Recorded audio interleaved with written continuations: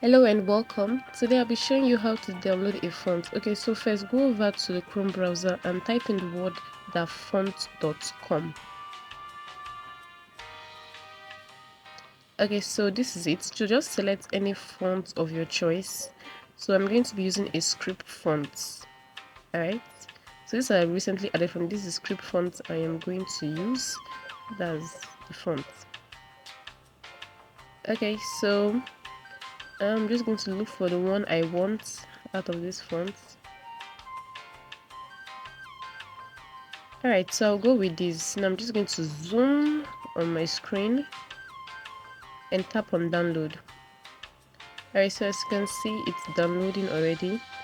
Alright, so now as it's downloading, I'm going to go over to my Z-Archiver app. The link is in the description, and go over to download.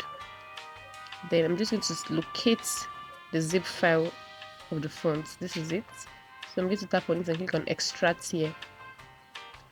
Alright, so after extracting, I'm going to go to the search button in the app and search for the font, just to make sure it's there.